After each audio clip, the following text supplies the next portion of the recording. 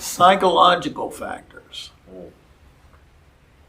I think it becomes a moral imperative to discover and remedy dysfunctions of the psyche. That's a little bit more than just interpersonal resolution of things. You know, sometimes people have genuine psychological issues that may be genetic or interpersonal or intrapersonal. I mean, intrapersonal. I am so screwed up in my own head, I just disagree with myself so much I don't know what to do. Now, I may need somebody to help me sort of figure out this. So we may have to include things about, you know, can this psychological issue be resolved by taking meds? You know, if you're hearing voices and seeing delusions, and maybe a pill or some sort of pharmacological resolution is in the interest of total well-being. And sometimes they cause it. And sometimes they cause it too. So that means that some effort has to go into the appropriate uses of these, which means some research is going to have to occur. How about experimentation? Are we back to the Tuskegee people? That's what doctors do anyway. Well, I mean, if it's part of the protocol that enhances well-being, then I guess I'm okay with that. Only if you volunteer for it. But maybe do you recruit inmates at Danville Correctional and do experimentation on them with regard to bipolar disorder or schizophrenia or paranoia? So as part of your sentence, we will impose whatever medications on you. The judge's order. Or does it have to be voluntary? And what happens if the voluntariness does not, you don't comply with voluntariness in your best interest? Is there anybody who refuses to cooperate in their own best interest? So it would seem that a holiness consideration would be, what steps are holiness appropriate to get a person to maximize their well-being when they're not willing to voluntarily submit to it? Is that a superficial matter? I know some people who would say, well, you know, if you need the meds, we're going to give you the meds. I guess that was in the news last week, right? I expect them to come up to my house any time there and shove a needle in my arm. Because it's in the interest of whom to do that? The population at large, right? So personal choice on medical involvement has just gone. It's the function of the state to determine what medical protocols you have to engage in, and perhaps how to produce papers for.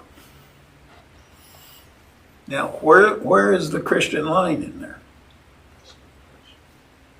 And I don't think we're discussing it from a religious point of view, from a holiness point of view. We're discussing it from political points of view.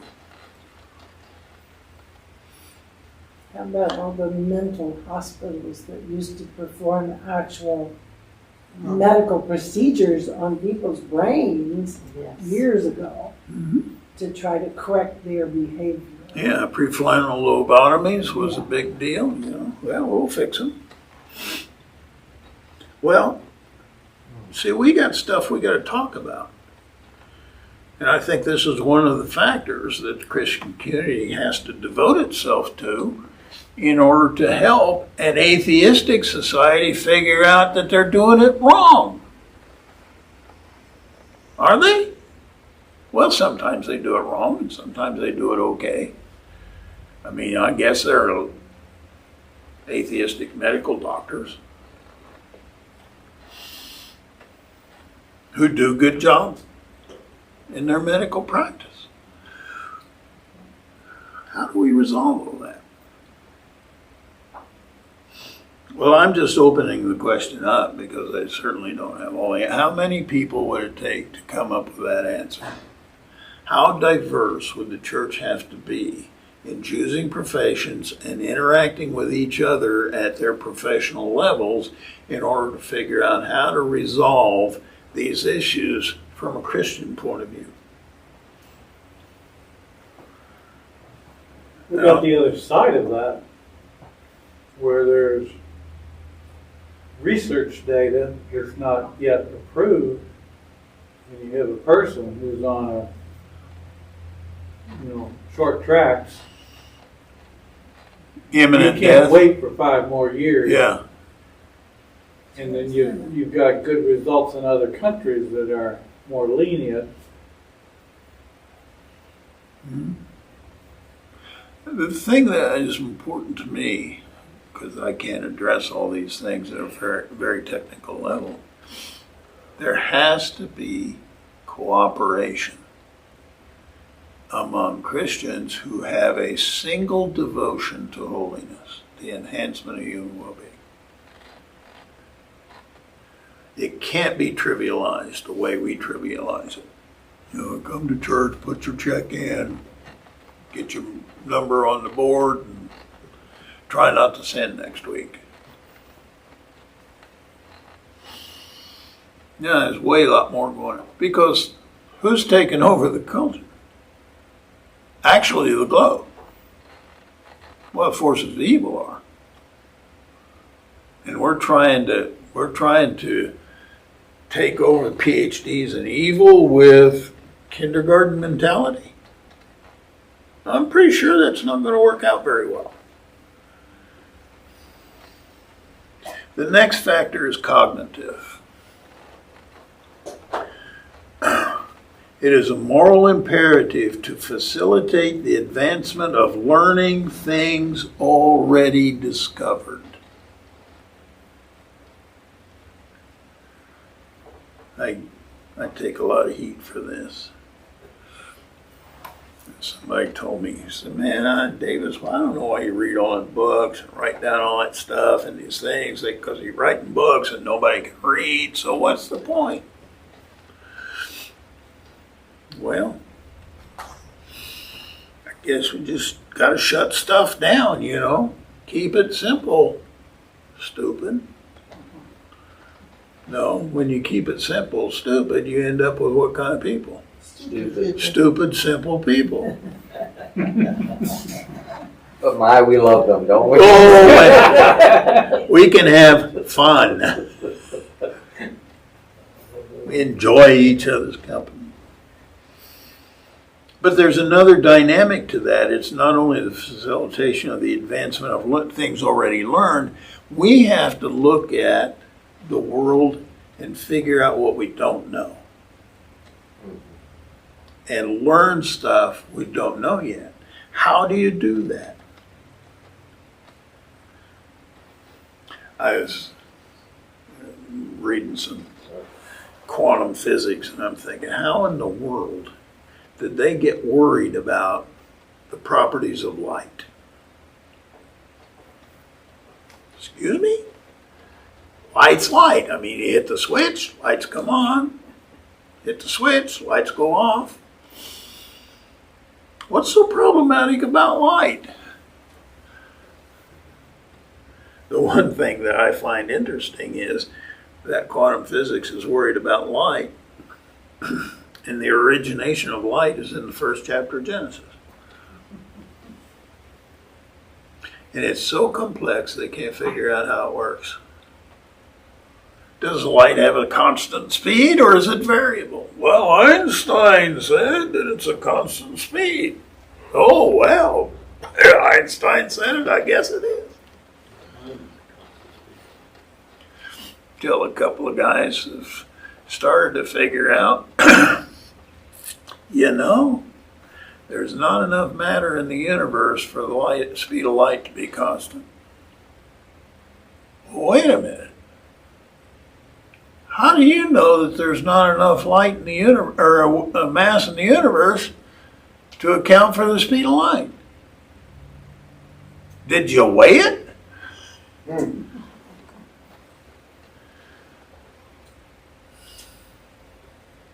People are working on these problems, and they are not doing it under the aegis of the God of the universe.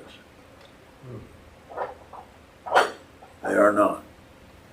Because they prohibit God from being involved in the process. They have banished him. Is there room for a Christian in quantum physics? I'm thinking probably. We've got to learn what other people have learned,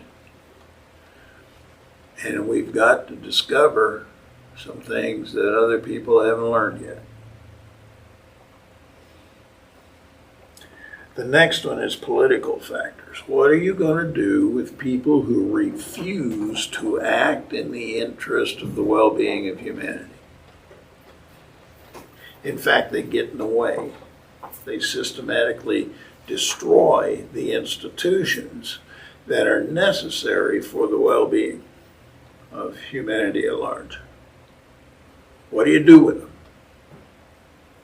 Vote them out. I just sent a fella whose mother goes to our church, and he works in the South Carolina State Police. We got to talking the other Monday. And I sent him a little piece that I've written on capital punishment. Because it looks like, if people kill people, you probably ought to kill them back. It's biblical, after all, isn't it? Except Jesus says, well, stone her if you want to, but the guy that hasn't committed any sin probably ought to throw the first stone. I think Jesus is interested in redemption first. Well, how long do you give somebody, some gangbanger? There's a guy, he was sent out to a playground to assassinate one of his rival gang guys, and he wasn't there. So he just started shooting people in the playground. Killed a 10-year-old kid. That's why he was in prison.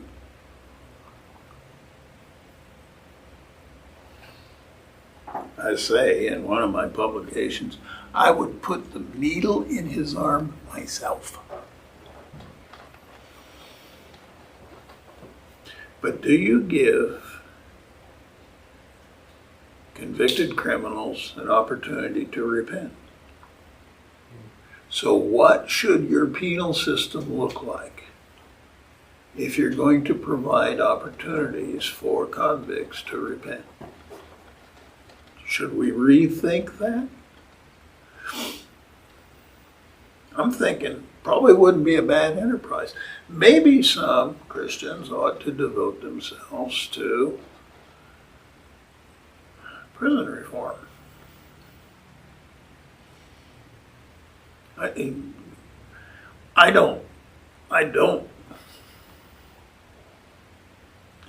trying to think about how to say this right. I understand completely how an inmate can leave prison and be more evil than he was when he got there. Because he's treated like a piece of excrement the whole time he's there. And the only thing that does is increase the amount of hatred. Absolutely. So, I was just talking to my friend Spanky. He's trying to change it all in Chicago. Inglewood. He's left prison and he's gone there to try to redeem people so they don't have to go through the hell he's gone through.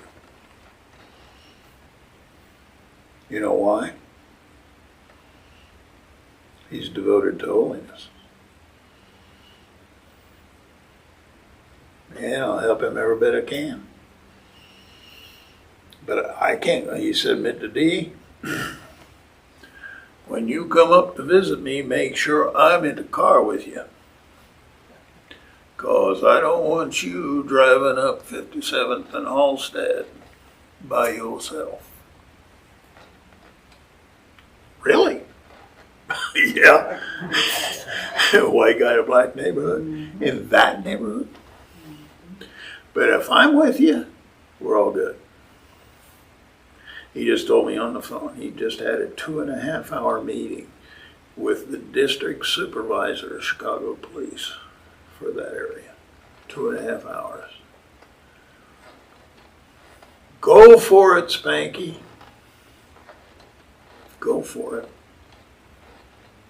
Ronaldo Hudson is another guy been released from out here. He can talk to the top echelon of Chicago Police Department. He was on death row. Oh, Christ. And now he's a major influence in perhaps the reformation of Chicago, the police department. To whatever extent, I don't know. I mean, I suppose the evil's probably going to try to figure out that he's getting in the way. And you know what evil does when people get in their way. And you do what if you're in the way of evil? Say, hey man, didn't mean it. Huh? You don't want me here? I'll move. Or I resolve to comply with God's holiness expectations, whether my life goes well or ill. Kill me if you want to, but you can't kill me. You realize that? You can't kill me. I mean, you can kill me, but you can't kill me. I mean, you can say that easy enough, right? But I don't know whether you can live that way when a gun's pointed between your eyes. I think most of us hope that we'll do the honorable thing. Yeah. But I suspect that most of us would probably turn tail and run, And especially if it was our families. And the interesting thing is that we have forgotten that God can fix it all. There isn't a person that somebody can kill he can't raise. But we think we need to keep them alive. Is that okay? I don't know whether I can do that or not. I mean, I'm like you, Libby. I don't know. Because nobody's put me in that place. But I'm pretty sure that most people can't do it because we haven't prepared them to do it. That's what I'm betting. Anyway. Did you know that a felon, even after he served his term, and I don't know that this is just the state of Indiana, can never vote? Even if they serve their term, they get it, Yeah, if you got a felony conviction, you can't vote. Yeah. So That's the case in most states. Yeah, that's the case. Now, ought it to be? I mean, that's why I teach ethics. you did your time. You did your It time. should, Well, I mean, on what principle? because that was supposedly your debt to society. That's what you did. You paid Well, okay. I mean, I understand the argument. Yeah. But can we defend the argument given principles of holiness? Yes, you can. Well, okay.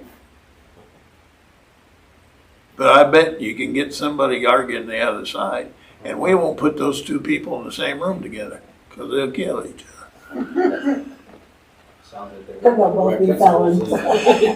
Well, Yeah. well, I mean, let's look at it in another standpoint. Because in some cases, even though you are a felon, once you get it expunged, you are able. now that's a different matter. Expungement's a different matter than serving out your sentence. Yeah. It's mostly for teenagers or below the age of whatever. It also depends on your conviction for what it is now. Well, you know, here, what we're doing is what ought to be done, but we don't have time to do it. Discussions. Yeah. Put the issue on the table, and with reference to just holiness expectations, what's the resolution? Now, we're talking about a public policy now.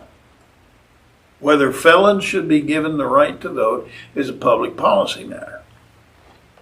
And I don't know, do you treat public policy matters at the same level as you do personal or interpersonal ethical issues? I mean, gay marriage. A law like that. Gay marriage is a public policy matter. Now, I can be personally opposed to it, but if the law says it's okay, well, I guess it's okay legally. It may not be okay morally, but how do you make an immoral argument in a legal environment? Is that to do with that law that you said that there's a something law? Yeah, So there's I mean, no there's a principle in the philosophy of law called the separability thesis. Yeah. Who? The separability thesis. And the separability thesis says that you can make no moral argument in a legal proceeding. It is inadmissible. There's gray areas in morality. Well, yeah, you get 9 different people, you got 9 different moralities, because moralities are predicated on what? Personal points of view. Well, we can't allow that. Not factual. So he designed the separability thesis that says no moral arguments are permitted in a legal proceeding. Well, rah, rah. But I understand why. It's a legal proceeding. Now, the point I want to make in some cases, I thought I was going to be done here. We good? Every law is argued for on a moral principle. So a law is predicated on some moral principle that somebody's conceived of. Now, I don't know whether it's genuinely moral or not. But everybody's making a moral argument. But once it becomes law, it's not moral anymore. It's a legal matter. But how in the world would you argue that you ought to put child-proof caps on toxic substances? Is that a moral matter? Well, yeah, because children ought not to be able to get into toxic substances because it will cause them harm, right? Is that a moral argument? Well, but you can't argue that in court. So what we do is we make it a legal matter. So we let the legality take over the morality, and now we reduce morality to legality. Every one of my students in an ethics class out at the prison is attempting to justify their actions on legal grounds, and I won't let them. Because this is a class not in law, this is a class in ethics. I want to know your moral argument. Because unless you give me a solid moral argument, I don't know whether I ought to pass it into law or not. unless there's a moral justification. I certainly don't want to codify some principle in law if it's unjust. So I have to make a moral argument first. And then, if it's just, I'm okay with putting it in law. Because there are some people who will not comply with anything unless they are legally restrained.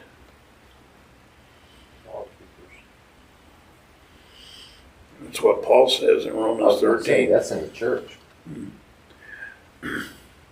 The purpose God made for government is to reward those who do good, punish those who do evil.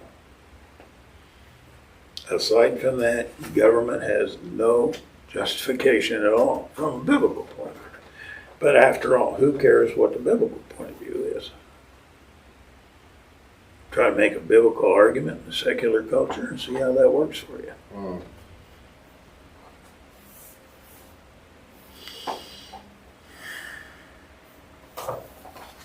One more.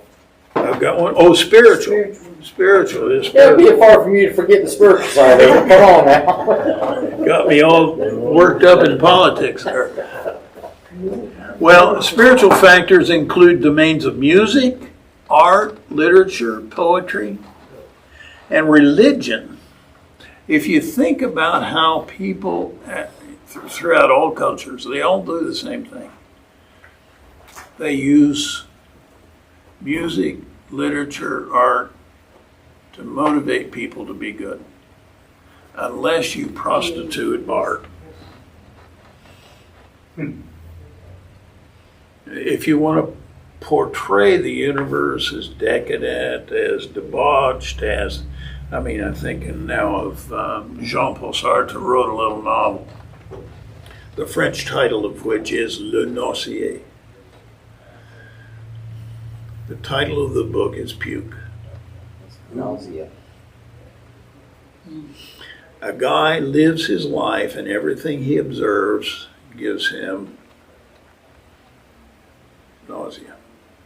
Because life has no meaning.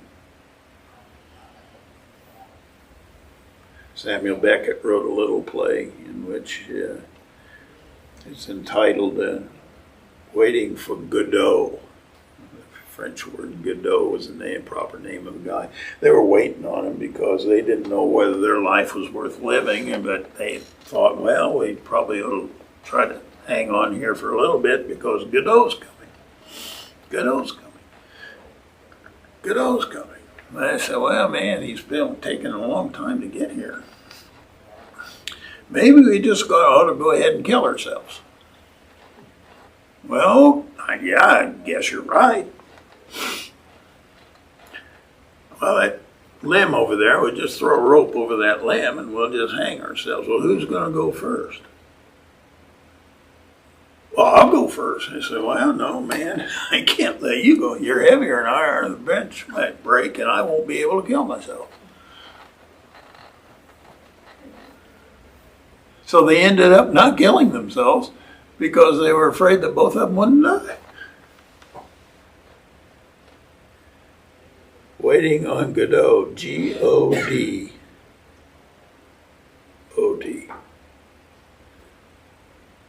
Waiting on God. And God ain't coming. So life doesn't mean anything.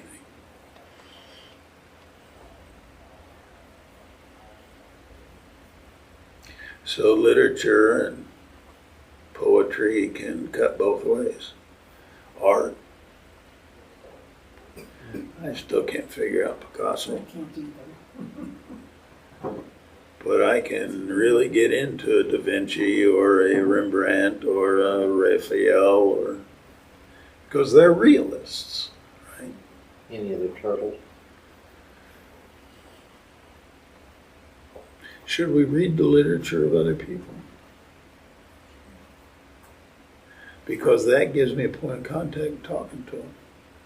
And they may be trying to get at the thing that I can offer.